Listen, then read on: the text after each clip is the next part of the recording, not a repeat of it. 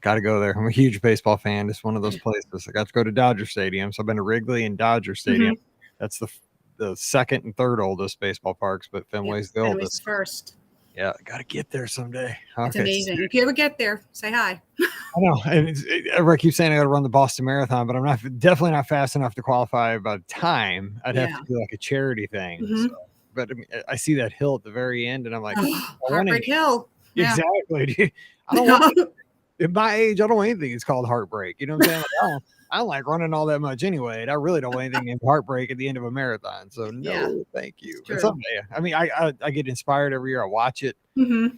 Actually, before I even became a teacher, so this was like when I was in my early 20s, I would sub every year for a guy who was a 6th grade teacher in the school district I went to when I was in college. And he would go and run the Boston Marathon every year. And so I'd sub for him those couple days. I was like, I didn't realize what a big deal it was back then. Yeah. No, and I'm like, that's pretty cool. He ran the Boston Marathon. Yeah. Anyhow, all right. Well, hey, everybody. Hey, Herschel and Margie, thanks for being in here tonight. We are going to hit this.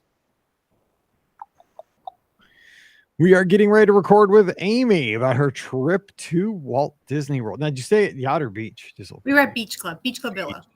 That'd be a good place to be today. Holy cow. Yeah. Stormalong Bay, take me back. Oh, for real. For realsies, I'd do that today. Okay, let's do this. All right, 2125. Send a shout out to your kids.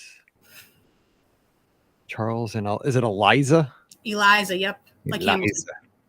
She reminds me of I've never seen Hamilton, but there was an Eliza on Survivor that was like an evil survivor. Oh. She was a good player because of that. So like a reality guy. Yeah. Like she was slick. I think actually she's some kind of a politician in New York City. Oh, really? I see her on Twitter all the time. It's funny because she was like an evil villain on Survivor. She's turned that into being like a political figure in like one of the biggest cities in the world. Like, that's so funny. What's that say about our country? Like, evil villain. Okay, boom. Yep. Well, I guess that's happened many times. I don't know. I guess maybe that's a trick. Okay, so here we go. 2125. Welcome to episode 2125 of the Be Our Guest Walt Disney World Trip Planning Podcast. I'm your host, Mike Rallman from BeOurGuestPodcast.com and one of the senior agents over at the Magic for Less Travel. Happy Monday to you. Hope you had a great and, more importantly, cool weekend. I know all across the United States and actually all across Europe, unless you're listening down in the Southern Hemisphere, you have probably sweat off as much excess weight and all that stuff as you do waiting in line for the Jungle Cruise at Walt Disney World in July. It has been crazy most places over the past week or so, so hang in there. Those fall colors, we're praying will be here soon. And for those of you that live in places where it's, like it was in Southern California when I was out at Disneyland a few weeks ago, I don't even want to hear from you. Don't tell me, oh yeah, it was 72 this afternoon and I got to put on a sweatshirt. I don't want to hear from you. It's 87's like the low right now where I'm at. So stop it. We're going to make it through. It's going to be football season before you know it. We're going to enjoy baseball season while it's here, but just hang in there and listen to this show somewhere nice and cool. If you got to be outside, it's in a hammock with your favorite beverage and a fan. Whatever it takes, hang in there. We're getting it through, and we're talking Disney. It's what we're doing. We're heading to Walt Disney World, and we got a great way to cool off in today's show. So joining us today from another place, I'm in St. Louis where it's hot. We're heading up to Boston, Massachusetts, that general area up in the Northeast. Amy's joining us today. Amy, how you doing? Thanks for coming on the show. Great. How are you, Mike? I am doing great and sweltering up your way as well, I've heard. Yeah, almost 100 today. Triple digits. Oh my gosh. So I listened to a couple of podcasts and one of them I listened to has a gentleman who is in Boston and shockingly, he lives in an older house, which isn't shocking, I guess, because it's older, obviously an older town, but he does not have air conditioning. Yeah, we're very lucky. We have central AC. We live in a house that was built in 1993, which is new for here. This is a new neighborhood for here, but we're very lucky. But I know a lot of people live in those 1700s, 1800s houses do not. So we're very blessed. I think that's where he lives, which is a charming thing to live in. Like I could imagine, one of these old classic homes, but he's doing a podcast and during the podcast, they always tell him to turn the fans off. And he's like, I'm not turning the fans off this week because I would be a corpse because it's a 2-hour show. Yeah. It's like, you're just gonna have to deal with them. Because I'm like, dude, I hear you, man. I can't even put the thermostat above 72 right now, or else I'd be done. So anyway, I just want to. I love learning the geography of our listeners and of everybody that tunes into it's just great. So let me ask you a couple questions before we get into the Disney trip, because that's what I want to talk about. But first of all, how did you become a Disney fan, and how did you find us, and how'd you get into all this Disney stuff?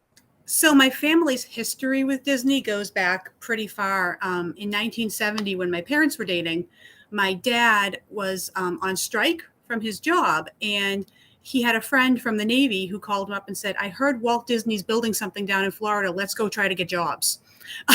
So he took a road trip, and he went down there, and he couldn't get a job. Everything was, all the jobs were taken by the time he got down there. He stayed down there for about 2.5 weeks. And but that's where his love for wanting to be at Disney World came in. And my parents went 2 times in the 70s before I was born. And then I went about 5 times in my childhood, stayed at Fort Wilderness a lot. We loved Fort Wilderness as a kid. A lot of my childhood memories come from Fort Wilderness. And, then, sort of you lose touch with it in the later teen college years. My husband and I took a random impulsive trip one time down to Pop Century before we had kids, and got bit by the bug. Few years later, I had kids, and we had one really epic winter here where we had about 10, 15 snow days, and they were all in about a 3-4 week period. And that's when I bought DVC. I got really bored. And I said, I need to get out of here. I need to get out of the cold. And I bought a DVC contract, and here we are.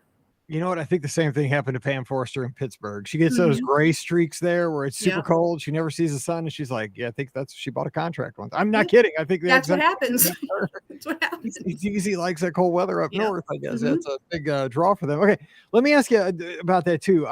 Because you've been going for a longer period of time, and you've seen a lot of changes since you started going as a kid. And, I think everybody kind of loses touch with Disney there during those teen years and those college years and so forth. But if you could go back in time during this 50th anniversary celebration of Walt Disney World, what's one thing that's gone away that maybe you're really nostalgic for that you would bring back if you could, like a promotion or an attraction or a restaurant or anything from the past that you really personally had a connection with that you're just really sad is not there anymore? The Dream Finder. I miss him so much. That was my attraction when I was little. That's what I loved. I love classic Epcot. I love the, that 80s feeling of the classic Epcot. It's so nostalgic, and I want the Dream Finder back. What do you think about the direction Epcot's going now, as far as, what you've seen so far with, Cosmic Rewind is now in the place of Ellen's Energy Adventure, the redo in the middle of Future World. Well, what used to be Future World. They brought Ratatouille back to France. I mean, what are your thoughts in general of the direction of Epcot now? So far, I love it. So far, I feel it really connects to a younger audience, kids who are going now. I think that if they kept it the same, it would have gotten stale. And I love to see them sort of blending the classic touches. This year, at the Festival of the Arts, we were down there, all the Figment stuff, blending that in with the new things that are happening. I like that Cosmic Rewind. I haven't been on it yet, but I like that it has that little nod to Walt in it, and all of that. I think it's a good blend. I think it really is, and I'm really happy. We were there right before Cosmic Rewind and right before Connections opened, the cafe, the eatery. So we were there right before all that opened, but it's going to be really interesting to see.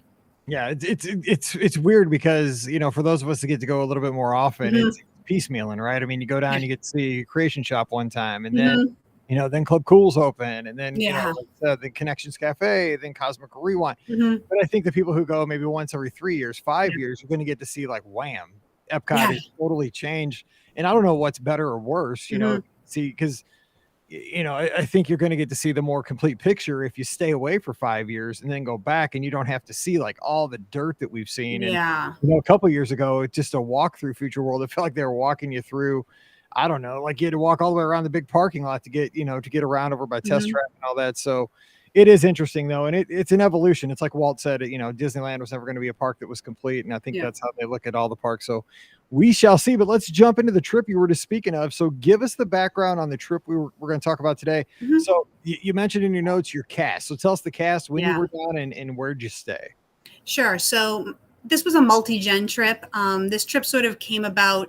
We were last down before this in February of 2019, and we had planned to skip 2020, which was fortunate. But we ended up skipping 2021 as well. So this trip was sort of planned. We started planning this trip around April and May of 2021. And it was my mother. My mother's in her 70s. She actually lives with us. We call her Non. And her boyfriend, Pa, who's a great figure in our family. We all love him, and he's a huge part of our lives. And then it was myself and my husband and our two kids.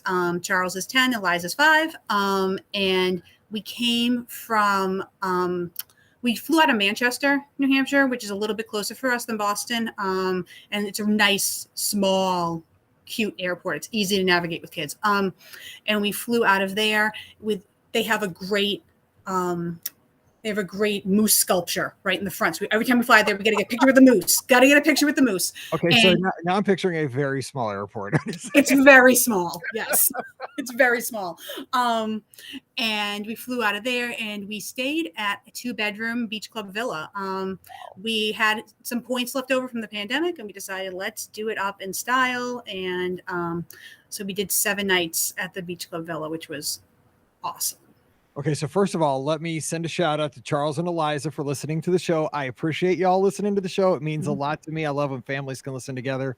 Thank you so much for listening. That is awesome. Mm-hmm. And let me ask you too about this. As far as I always kind of want to, I'm always so curious about this personally, because I'm a travel planner. That's what I do professionally for a living. When you guys were putting this trip together, because you're all Disney fans, right? I mean, you guys know your stuff. What does it look like in your family, especially since your mom lives with you? Everybody's kind of in the same. Is it over the dinner table? Is it kind of a continuous, like it's always like you're molding, you're always working the plans? Is it something in the car you're talking about, or is there a spreadsheet that everybody's kind of Google like modifying? What's it kind of look like for your planning, like mission control for your family? It's sort of all of that. I'm the main planner, and because we had a big group going this time, we decided to do more family meetings. So what we ended up doing was we ended up having like pizza nights, Nice. pasta nights, taco nights. And I ended up making PowerPoint presentations for the whole family. And I'm going through them, clicking next slide. But, my mom hadn't been in about 5 years, and Pa hadn't been back since his grandkids were smaller. So they definitely needed a refresher. They had never stayed over by the boardwalk area before, either of them. So they had no idea what they were about to walk into in terms of that space. So they needed a quick refresher. And so we did PowerPoint presentations. And then with the kids, a lot of it is planning in the car while we're listening to your show. We listen to your show and we hear Mike say something and they say, oh, I want to do that. They hear Ricky say something and they say, oh, we have to do that. Ricky said. So careful if you follow Ricky's advice. That could be, I was saying, I mean, it's usually good, but it can get you in trouble. I mean, I'm telling you, putting stuff in purses, I'm just saying, don't do it. Okay, so let me ask you this. Okay, so because you got a lot, and I want to make sure we get this all in here before we run out of time, because we haven't even started talking about the trip yet, or 10 minutes in. But give us the review of the beach club villa, because I've stayed beach club, I've stayed yacht club. I've stayed a boardwalk. I love that area, and I love these resorts. I mean, these are definitely deluxe resorts, and of course, the draw of beach and yacht is Stormalong Bay. But I haven't stayed at the villas side of beach club. So, and you had the 2-bedroom, and I mean, that is just an awesome accommodation. I've seen it. I've never stayed there. So how did it work in practice for your multi-generational trip? It was amazing. It was wonderful to have the 2-bedroom. My mom and Pa had one room. We had the other. We didn't even have to sleep the kids in the living room. So we had enough room for everyone to be sleeping in a bedroom. The full kitchen worked out great. We ended up getting a lot of takeout and a lot of to-go meals, and we were able to put them in the fridge and have them later, sit around as a family at the table and eat, go out on the balcony. It's just such a beautiful resort. You walk in and you just feel like you're at home. I'm from New England and, Boston, and it looks just like the seaside resorts I grew up going to in Maine. Like when you first walk up, I said to my mom, "We're back in Maine." It's so beautiful, and then the villas are just so luxurious and spacious and accommodating. But one thing I loved was that you can sit around the table together as a family and have a meal, or go sit on the balcony. We spent one afternoon, my son and I, just snacking on some Wookiee cookies we took back from the studio, sitting on the balcony and watching a family of turtles just play. And that's sort of the magic of DVC for me, is the family aspect, that you can do those things. That's the thing. I mean, and I've shared this story before, but we've stayed in a 2-bedroom one time, and we shared it with the Gardners, with Scott's family. We did a cruise together, one of the podcast cruises, and then either before or after, I can't remember. We had the 2-bedroom villa. He's a DVC member, so like I gave him half the money and he's points. We figured it out, and we stayed there for like 3 or 4 nights, and it was so strange because it totally changes how you do your Walt Disney World vacation. Because like we thought we'd be going, here, there, and everywhere, and what we ended up doing was we got groceries, and then we ended up one night baking cookies in the oven, sitting around because there was a deck, because it was a 2-bedroom. It was there was like a patio, like it wasn't a patio because it was on the second floor. It was like a deck, and it overlooked a green on the golf course. And we just sat out there and ate homemade like Toll House cookies and watched people putt out like right before sunset. And we did. I mean, that was to us, because we don't get that much time together, because he's in Michigan, we're in Missouri. We loved it. Like we got to, we played cards. And you don't think of going to Walt Disney World to do stuff like that, to catch up as a family, but it was so relaxing. Yeah. And it was, do we want to go to the Magic Kingdom? I mean, the Magic Kingdom's awesome. Epcot's awesome. But we were just having such a great time with our Nestle Toll House break and bakes, and just we had cinnamon rolls in the morning, instead of like rushing to a food court. We just popped them in the oven. Everybody grabbed them, from the island as we got up. And it's so bizarre, because it instantly feels super homey when you're in those villas. And you totally said that. I mean, it seems like it was true for you.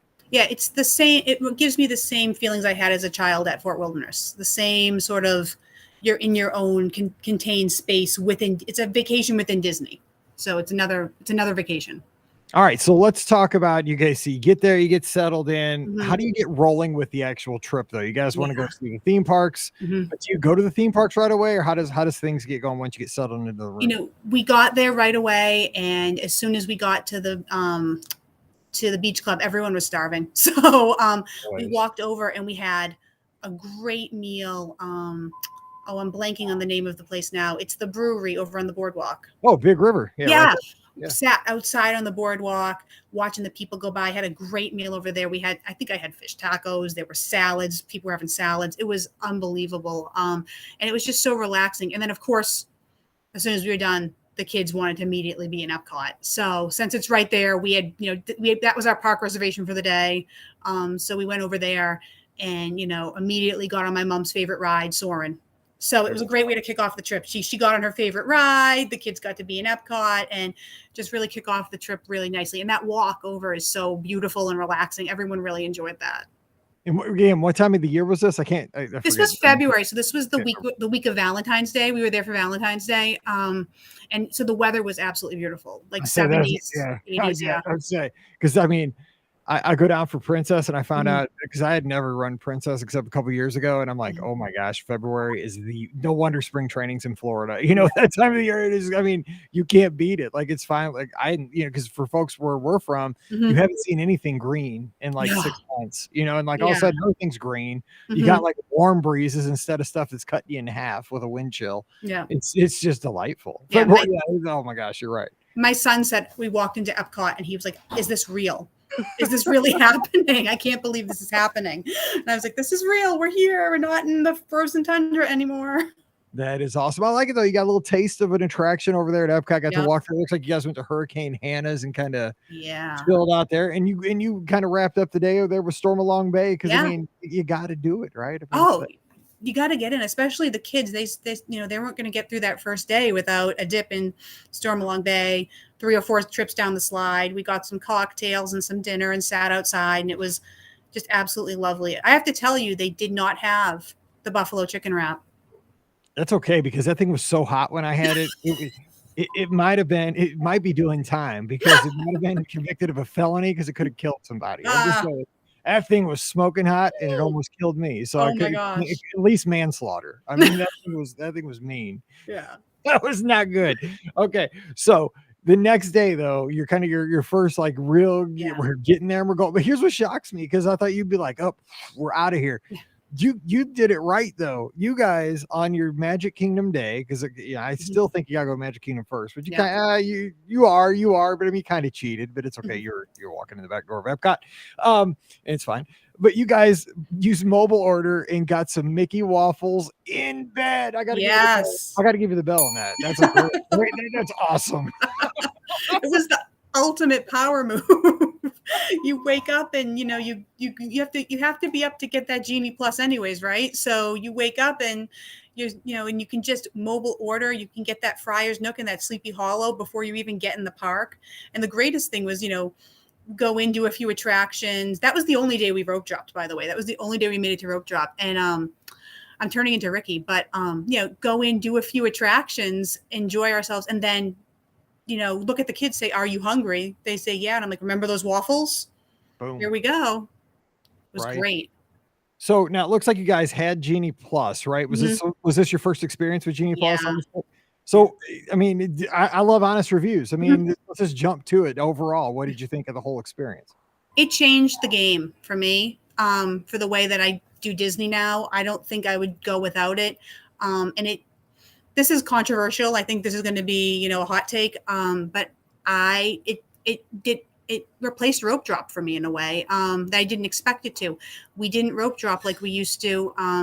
We also had access to deluxe hours, but combining, we didn't have Genie Plus every day. So combining a couple days of Genie Plus, some individual lightning lane attractions, whatever they call them, the fancy rides, and the deluxe hours, it was a lot easier to not rope drop than it was to try to be there super early. So it changed the game for me. I enjoyed it a lot. I mean, obviously, I know people, Fast Pass Plus was included, and people, it's hard to pay for something that once was included. But I think the Genie Plus, it gave me an opportunity to go on rides that I skipped a lot with Fast Pass Plus. I never went on Navi River Journey before. And this was the first time I ever did it because Genie Plus made that possible without waiting in a line.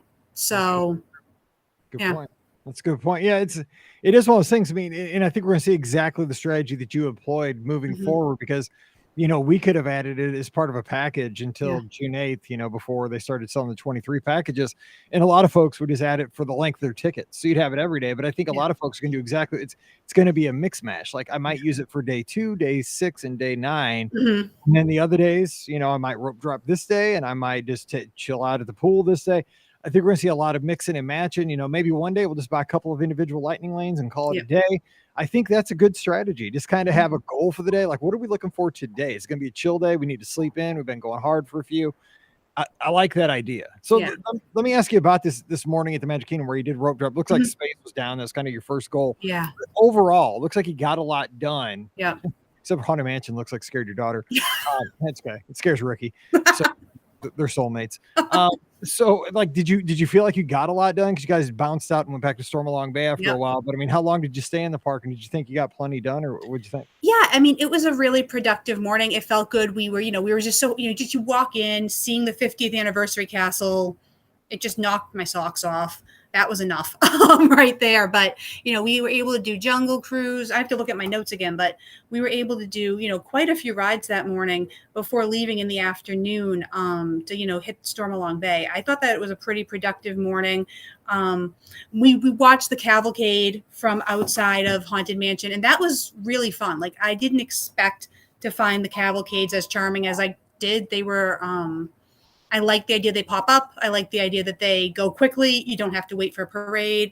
So we did about 3-4 rides that morning. And then, my philosophy is as soon as they get hot, as soon as they get cranky, as soon as they get, overstimulated, we leave. We go, we hit the pool. That should be everybody's philosophy, people. Everybody, when your kids, when I get cranky and hot and hungry, I leave. And we should all leave when we get that way. Just saying, go ahead. But the nice part was like when we came back to Stormalong Bay, I could keep using Genie Plus, sitting there watching my kids go down the water slide and stack lightning lanes for the night. And so that really made that day really productive because when we got back, I had like 3 or 4 different lightning lanes that I had stacked during the day. And we were able to hit like 3 or 4 rides. And then we even cut out of the park early that day. And we had no Hana's reservation. But someone in our party has had gastric bypass in the past. And, we had gone back and forth. Do you want to do it? Do you not want to do it? And at one point, I think we decided nobody wanted to do it. So we had canceled that. And we just went to Captain Cook's. We mobile ordered. We sat outside with cocktails and Dole Whips and Captain Cook's and watched the fireworks. And it was magical. And you probably saved a ton of money. And the problem is when I go to Ohana, I love Ohana. I haven't been there in a few years, but one, it is super expensive. But also, because I think the last time I went was it was the day after we ran. It might have been the day we ran the marathon with a big group of the lizards. And problem is, I have no discipline. I ate so much. I was in pain for like 12 hours. Like Captain Cook's gives you a reasonable amount of food. So that's all food I need. Like I don't need to eat everything they keep bringing. Like I go to a Brazilian steakhouse and I can't turn the thing to red. You can't. I agree, and I'm stupid. Okay, so I loved how you wrapped up this day though, because you guys were doing all these attractions and you used Genie Plus to stack your lightning lanes to have a good evening when you bounce back into the park after swimming. But then you guys, Captain Cook's over at the Polynesian, but it looks like you saw Enchantment from over there with Dole Whips, cocktails. And then just Uber back to the beach club. I mean, that's kind of avoiding all of the work you have to put into a fireworks show, dealing with crowds, dealing with buses, dealing with all that. And you guys kind of navigated your way right around that problem. Yeah. I don't love crowds. It's not my favorite. So that was, a strategy that I found worked for us best in terms of Enchantment, especially. And, I liked the show. It's not my favorite. I'm you always say Happily Ever After was your show. Wishes was mine. So, but it was, I liked that experience of watching it from the Poly. It was, they had games for the kids that were going on out on the lawn, and my daughter participated for like 40 minutes before the fireworks. So it was just a really nice, relaxing way to enjoy the fireworks in the evening. It is. It's a great way. I mean, some people just think, oh, well, I got to be in the park to see, to have the energy, but you get over there and you're like, well, you don't have the same energy, but you also are just chilling. Exactly. Like VIP. Like you get over it pretty quickly when you're like, yeah, but I don't have 20,000 people breathing down my neck. It's pretty nice. Okay. So the next day, it looks like you guys went over to Animal Kingdom. Like you said, you got up at 7 a.m., booked your flight of passage, actually, for the afternoon, and got your Genie Plus for Na'vi. So how did the day go over at Animal Kingdom? This was a really fun day. One thing that was really cool at Animal Kingdom this day was that they had so many unique photo pass opportunities that I hadn't seen before. Sort of with in Pandora and outside of the park, they had one of those big cardboard cutout things. We were able to get a ton of great pictures over in Animal Kingdom that day. It was just really fun. And Pa is he's a kite enthusiast. He has kites going back to the 1940s. Oh my gosh, this was like heaven for him. So he was the person they made Kite Tales for. So we were his show. Yeah, it was his show. It really was. So we were able to go and watch Kite Tales in between the rides. Of course, everyone loved Flights of Passage. Everyone loved trying the Pongo Lumpia. Everyone loved Na'vi River Journey. I loved Na'vi River Journey my first time, but Kite Tales, it was our show. We were so into it. He was explaining the mechanisms of the stunt kites and how they have to have such upper arm strength to do them. And it was really great for us to go see that. So that was a real highlight of our trip. That is so cool to hear. Cause I never got to see it because I don't go to I go to Animal Kingdom when I have a longer trip. I tend to not go there on the race weekends when I have like 3 or 4 days. I usually just focus on Magic Kingdom and Epcot Studios too. But, I wish I could have seen it, and I still may. I don't know, but it's just kind of a joke. But I'm glad he enjoyed it. That is awesome.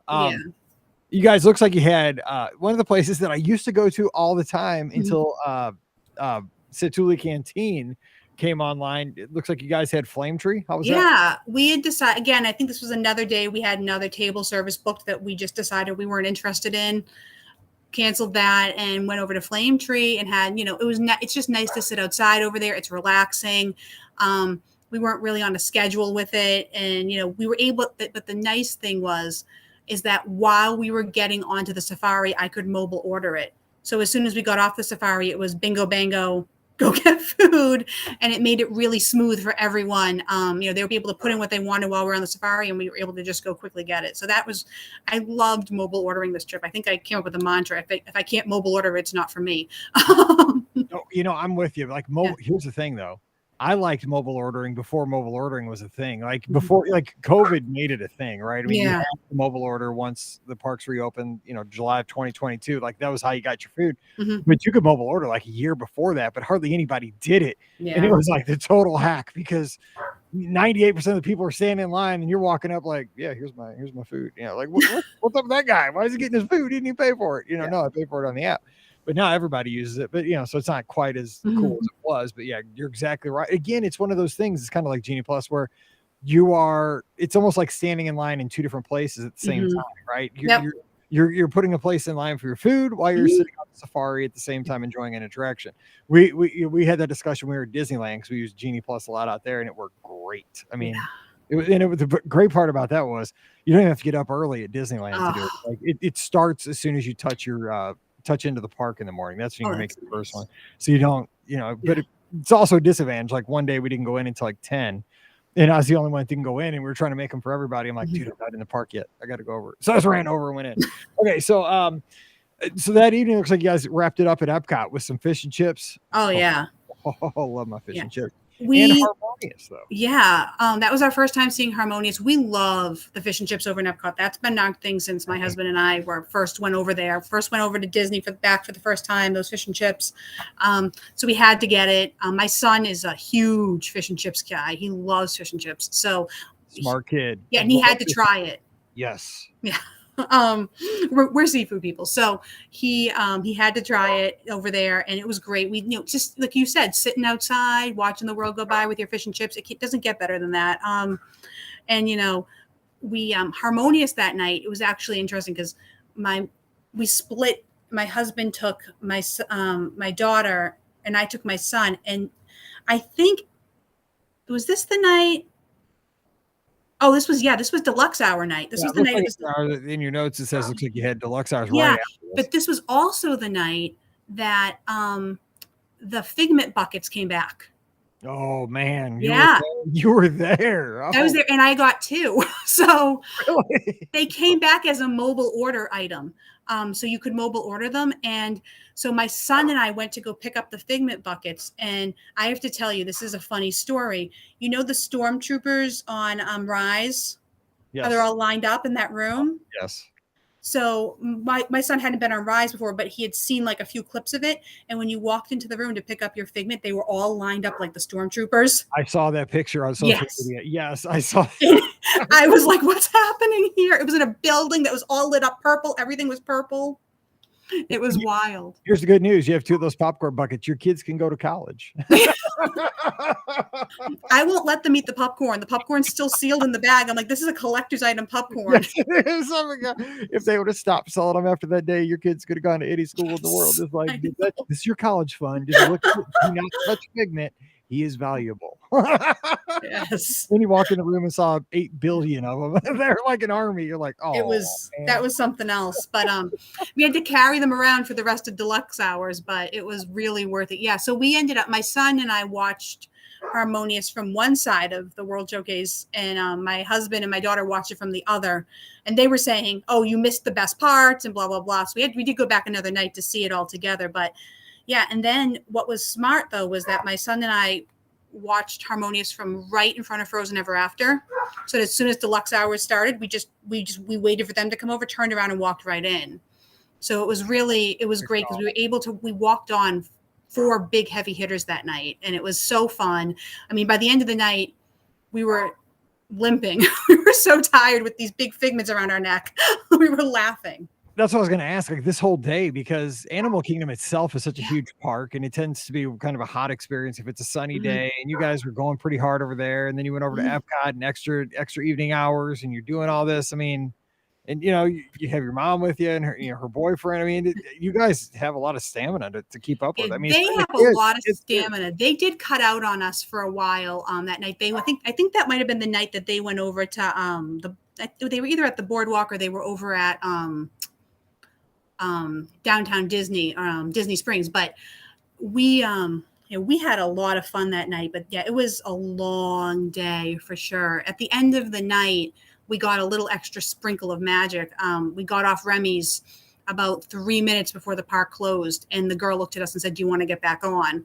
So we were able to turn around and run right back through the queue and be the last people on Remy's that night. So that was really special. It was really cool. Yeah. That's the kind of stuff they should do, because it's not hurting them. They're not going, they're not rushing out of there. They got to do stuff. And my husband said that was his favorite ride of the whole trip. So really, that's awesome. Yeah, he loved it. Cool. Yeah. All right. So I want to make sure we get all this in, because we have about 15 minutes. We got about a bajillion things to talk about. Yeah, so I know. Went over to the studios. Let's talk about the studios time. I know you guys did Droid Depot. Yeah. I want to talk about that, because we don't get to talk about that very much here, just because I'm a Star Wars fan and I want to make a droid, and I never have. So tell me about it. It was so fun. My son does Lego robotics. He's on a competitive Lego robotics team. I taught that when I was a teacher. That's one of the things I taught, Lego robotics. Exactly. Yeah. Yes, first Lego League. Yep. And yeah, he absolutely loved it. And he felt that this was right up the same alley as the Lego robotics in terms of picking the pieces and, getting it all set up and deciding what the personality was going to be like. It was right up his alley. He absolutely loved it. My daughter thought it was hysterical. I think she giggled the whole time, because they really, they make you feel like you're really creating this living thing almost. But it was one of my sons, that and playing the Play Disney app inside the inside Batu, inside Galaxy's Edge, where those are two of my son's favorite experiences at the studios. He absolutely loved both of those. So yeah, it was great. They really, they talked to the kids and they showed them how to use the little screwdriver and get it in.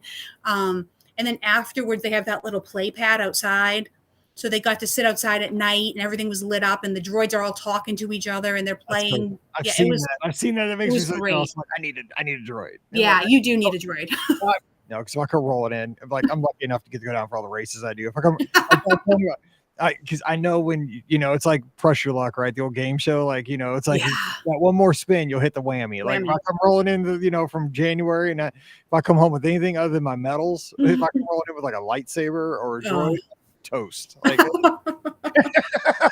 a great time. That's how you know it's a good marriage. You know your limits. I'm getting away with getting to go down and run in January while she stays home and works. If I roll in with a lightsaber, I'll be ending up with the guy that what's his face stabbed in episode 1. I'll have a whole. Oh yeah. I don't want that. Okay. So over the studios though, what were some of your favorite attractions? Anything surprise you, like the new stuff like Mickey and Minnie's Runaway Railway, Slinky Dog, anything like that? What'd you think? We all loved Mickey and Minnie's Runaway Railway. This was, it was, I wasn't a great movie ride person. I could have taken it or left it. Other people love it. Not my thing. So I was excited about it. I liked all the little Easter eggs and the silly nods in it. I thought it was really fun. My son's first time on Slinky Dog ever. He skipped it the last trip. So this was his first time on it ever. So it was great. That was big deal. We all absolutely loved it. And I think it was nice because it had been such a long time since we've been over, to Disney. It had been, for us, 3 years is a huge amount of time. So there was so much new in the studios. It was surprising how much we got to really see and do. And I don't think it was that day, but it was another day where we walked on to Millennium Falcon at night, right before the park closed. And my daughter, we were so tired. And they said to us, do you want to go? Who wants to drive up and down? Who wants to drive left and right? Well, we put Eliza on left and right, but she doesn't know her left from her right. And I don't think it matters because I did that job and it was ugly. So, and we crashed that Millennium Falcon. Honda was so mad at us. We did. And to this day, that's one of the best family stories we're still talking about is, Eliza crashed the Millennium Falcon and she's still laughing about it. So that was a real fun time. All the new rides there were really great. Eliza, don't sweat it. You're fine. I can't fly that thing either. It's a pretty ship, but I can't fly it. It's hard to fly. You're good. Okay. So, but you guys also ate at 50s. That's one of my favorite. It's my wife's favorite restaurant at Walt Disney World. I love it too. Was it a good experience? Some place you go back to? Yeah, we've been there before, and we actually had a reservation for Sci-Fi, and something happened. Like they closed the restaurant down for some time that day, so we got a thing in our I got a push notification from Disney, and I was like, oh no, where are we going to eat? But they had walk-ups available all day at 50s, and it was great. I think my mom and her boyfriend really appreciated that, seeing all the nostalgia. from the time when they were kids and getting to, remember this, my mom had this, your mom had that, blah, blah, blah. You remember remember seeing this on TV. They really enjoyed that. My son loves history. He's just a complete history kid. And so that was really cool for him too, was to see all the nostalgic things in there. And I got that fried cheese appetizer as my meal. That is out of this world. I mean, fried cheese. I mean, yeah. Come on and it's got the dipping crostini. Oh, so good. So good. Again, sorry if you're on the treadmill right now. You know what you're going to get when you listen to the show. It's always going to get back to food. So yeah, that's how it is. Walt, this is where we go down to eat. Okay, so let me ask you a couple of things, though. You mentioned that you got to do those evening deluxe hours over at Epcot. You also did them at the Magic Kingdom. Yeah. Did you feel the same? This is kind of the consensus I'm getting from the folks that have done them. I have not done them yet. Is that you get more bang for your buck, obviously, at the Magic Kingdom because, the attractions are closer together. Yeah. It's just a denser set of attractions. Is that what you felt too? I think we did one more attraction at the Magic Kingdom than we did at Epcot. I think we did Space Mountain twice. I don't think it was that much of a bigger bang for your buck. I think that you had to be really strategic about it. You had to think about it strategically at Epcot. Like, we positioned ourselves in front of Norway so that we knew we could go over to test track, so that we knew where we were able to go next. Whereas the Magic Kingdom, it's like being a kid in a candy store. You just run from one thing to the next, and the park's lit up, but there's almost no one there. And it's more, I think it's more of it's a more exciting experience at Magic Kingdom than it is at Epcot. You don't have to think it through so much. Yeah. Well, it's really not going to affect you as much because your DVC and the DVC accommodations are all deluxe. So that's kind of like, you don't even have to think about it, but put yourself in the shoes of somebody that's paying cash going down to Walt Disney World. You have a choice between value, moderate, deluxe. Do you think the experiences that you had at the extra evening hours are something that might sway you from going moderate to deluxe for at least maybe part of the trip to experience this? I think so. I think if I was staying at a more expensive moderate room, one of the more, and I was sort of between that and a deluxe light, I might give up a sit-down dining reservation or two to go ahead and stay at the deluxe light in order to access these hours, especially because it saved. At that time, Space Mountain was a individual Lightning Lane fancy ride at that time, and Seven Dwarfs Mine Train, Remy's, I think maybe it was Frozen at that time. I don't remember, but we saved, I think, 4 individual Lightning Lane fancy ride attractions by doing the evening hours as opposed to not. So, when you have a family of 4 and there's 4 of those. Times. Yeah. I mean, and I like the way you're thinking about it, because if you think about it, like you put your money kind of in different buckets, right? Yeah. You can put some in dining, you can put some in souvenirs, you can put some in, accommodations and tickets and so forth. And what you can do, if you really think about it, the overall budget of the vacation, you can, without changing the overall budget, take some money out of one bucket and put it in up. Like you said, instead of doing this big fancy meal, we'll replace that with a counter service meal that night, some kind of fun counter service meal though. And then, maybe splurge for one night at a deluxe and, maybe have a pool day and take a day off the tickets and go, or do something like that. I like the way you can maneuver things. That's a good way to think about things. Yeah. That's pretty interesting. Okay. So another thing I want to talk about, again, we're running out of time, but I got to get this in. So Typhoon Lagoon, I haven't been there in ages. And I love this place. I love the lazy river, but I mean, that's my jam. I mean, I just like sitting on lazy rivers, but what did you guys think? It was unbelievable. I had never been to Typhoon Lagoon. I had only done Blizzard Beach, and that was it was over 20 years ago. It was when I was a teenager. So this was something totally new for all of us. We went over, again, I took the Uber because I didn't want to deal. But we went over, and you know what? It was such an easy, relaxing day. I thought it was going to be harder with the 2 kids, but it was, once we got our chairs and set up, we were able to, my daughter wanted to play in the kiddie areas. pretty much all day. My son, we took him on all the different raft rides. He loved Crush and Gusher, absolutely loved it. Crush and Gusher, it's the aqueduct on the Disney Dream and the Disney Fantasy, but it's on land. I mean, it's exactly what it's before they had that. It's so fun. He loved it. I liked Misadventure Falls the best, but he was really into Crush and Gusher. But it was just a really nice, relaxing day and just a good way to sort of take a break from the theme parks, but still be active because, sometimes you get a little bored. So it was fun. It was we all really enjoyed it. You did mention, and I laughed when I read this earlier today, the wave pool you put in all caps was rough. And I will tell you, because we used to go to the water parks every trip. This was years ago, like when Paige, who is now 25, my oldest, when she was younger, like the water parks were included in our tickets. Cause this is how old I am. Back in the day, the tickets were called Ultimate Park Hoppers. And so if you stayed at Walt Disney World for 7 days, you got tickets to everything for 7 days. I mean, it's just, you didn't have to think about it. And you go to the water parks, you go to the theme parks, you can go to Disney Quest, you can do all the stuff. So we would always go, a couple days to the water parks. We go to Blizzard Beach one day, Typhoon Lagoon. And I just remember, I know on 2 different occasions that wave pool got me to the point where I had sunglasses on and I broke 2 different pair of sunglasses in that wave pool because that wave hits you so hard. And I'm wondering if it's because like I'm from Missouri and like I just like have a natural just an ignorance to like how waves work. Cause like, I'm like in the middle of like I'm landlocked, but I mean I just get smacked. And I remember one time I held Paige and like I'm like, here it comes. And Paige was a little skinny thing. She was like 7. And I was holding her, and I mean that wave hit me, and she went fly. And like my glasses were all like broken, and I'm on my face, and I didn't know where Paige was. Like she went.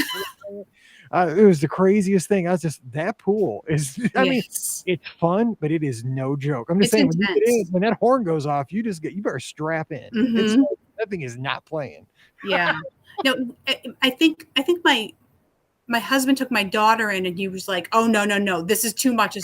And then no one believed him. And so my mom took my son and they came back and they were like, no, this is so rough. But like, it was so funny because no one believed the first time. I don't know if it's still like this, but like there's a horn that goes off, right? Yeah. And when like the big waves getting ready, and it goes whoosh. And like the thing was like, I don't know if like it's still like this, but when we were there those days, like everybody would scream, like be like, oh yeah. And we were set up right in front of it. So every time it went off, we heard them all. And it was great. It was hysterical. We're paying all this money to be terrified by this big wave. Like it's like I don't know what's going on, but it was a good time. Okay, so we don't have much more time, but let me kind of wrap this up because we've got to talk about the parks. We got to talk about Typhoon Lagoon, your dining, your stays. As we wrap this up, though, kind of summarize what this trip meant to you. Did you learn anything on this trip? Because you're a veteran Walt Disney World traveler. Or is there a story or a memory that you're going to always associate with this trip? I think what we learned on this trip was that I'm the planner. I want to make everything work. I want to make everything go. I want to make sure everyone's having the best time. And, sometimes you just have to, like Elsa said, let it go and go with the flow and enjoy it. We canceled so many dining reservations. We did some great ones. We did Hollywood Brown Derby. We did Garden Grill. We had some great times, but, we did a lot of counter service. We did a lot of impromptu things that we weren't expecting. And, there was this one day, my son, he didn't feel pretty good in the morning. He got better by the afternoon, but he was feeling a little, and it was just me and him. And we were walking by the quiet pool at the beach club because we were going to meet people. And we're huge Phineas and Ferb fans. Our family we're the ultimate Phineas and Ferb fan. It's our thing. And we saw a duck that looked like Candace. I thought you were going to say Perry, but okay. No, the duck looked, and he is still talking to this day about the duck that looked like Candace. And we're still laughing about how much that duck looked like Candace on that day. Things like getting Gideon's cookies and the Wookiee cookie, just like little snacky things, little fun things like that really were bonding. It bonded us all together. That we all really enjoyed and were able to talk about. And I think coming out of, 2020 and 2021 and, we were homeschooling and, we've all been home for so long, was just getting out as a family and doing something that was, so big and so exciting. I think it really sort of re-energized us all, sort of brought us back to life in a way that I wasn't expecting. I was like, we're going on a Disney trip, but it ended up being something more than that. So. Well, you know what? This show has really kind of revitalized me because we haven't had a trip report show here for a couple of weeks, and this is exactly what we needed on a Monday. Mhm. And I thank Charles and Eliza for being a part of this virtually by, all the memories that they've got to make and you got to share for them here on the podcast. And it's just, you're exactly right, though. The memories we make as parents and, as part of a larger family, whether you're there with friends or, your blood relatives, it is the small things. Like you said, I mean, sitting around eating cookies or Wookie cookies, or like you said, just walking around and joking about the duck that looks like Candace. I mean, it's so funny because before the trip, you're always like, here's what's going to be awesome. It's going to be this ADR. Like this dining reservation is crucial. Like this is the cornerstone to the vacation. And then you come home and it's like, that person that we sat next to on the bus on day 3 of the trip that had on the weird sunglasses, like that's the memory I remember from the trip. Like, dude, what? I spent all this money to have that be the memory that we remember this trip about. But that's the funny story that you come home with. And that's what I love about these kind of vacations. It's about the people you're with and the memories you make. So Amy, I appreciate you taking the time. Thank you. Thanks for having me. Tell the kids I said hello and thank them for listening to the show. And we'll have to do this again after your next big adventure. Thank you so much, Mike. We loved having me. Thank you for having me. All righty. Don't forget, today's show is brought to you by the Magic for Less Travel. Check them out for all your Disney trip planning needs. All the agents are standing by right now here on a Monday to help you plan a magical Walt Disney World, Disneyland, Disney Cruise Line, or Adventures by Disney trip. All you need to do is swing by themagicforless.com today. Check out all the great trip planning tools right there at your disposal. And while you're there, fill out that free, no obligation quote form, and an agent will get back to you right away with some availability and some numbers, and we'll go from there. And we promise to take great care of you, get you little booking bonuses like Disney gift cards for working with us. It's awesome. Mention the Be Our Guest podcast too when you fill out that form. It really does help. So check them out today over at themagicforless.com. Please also use our Amazon affiliate link when you shop online. That one extra click really does help support everything we do here on the show. It's beourguestpodcast.com/Amazon. And a sincere thank you to the patrons of the Be Our Guest podcast. You guys make this all possible. We put those shows out 3 to 4 times a week all around the world. Couldn't do it without your support. So thank you so much for that. And our patrons get that bonus show. It's not much, but we try. It's called Mike in the Midwest. It's the story of this guy growing up here in the middle of Missouri, fighting waves, losing sunglasses, and getting smoked out at Typhoon Lagoon. Hasn't been an episode yet, but it could be. You never know. So check it all out over at patreon.com/Be Our Guest Podcast. Give me a follow on the social media. I'm on Instagram and Twitter at Be Our Guest Mike. And we'll have a live show this Sunday night, 7 o'clock Eastern, 6 o'clock Central. So join us on Facebook and YouTube and give us a call. That's where we open up the phone lines and turn the show over to you. All right, until we get back together again on Wednesday for your listener questions. For Amy, I'm Mike, wishing you a great Monday. Time to head back to work. Stay safe, stay healthy, and we'll see you real soon. Boom, that was awesome. We could have gone forever. We could have kept talking. I was watching the clock and I was like, it's 6:57. Like, the door is gonna ring in like 3 minutes. Oh my gosh. Because the dog is gonna go crazy because these girls come over, like they're all like Riley, and the dog goes, Get them all hyped up. Yep. Yeah, like 5 14-year-old girls and the dog. Like it's just like a nut house. So I was like, tick, tick, tick.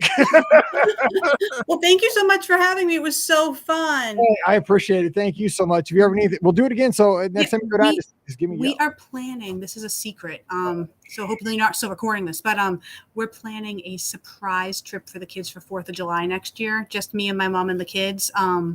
So I'll have to talk to you about that more because you're the king of 4th of July at Disney.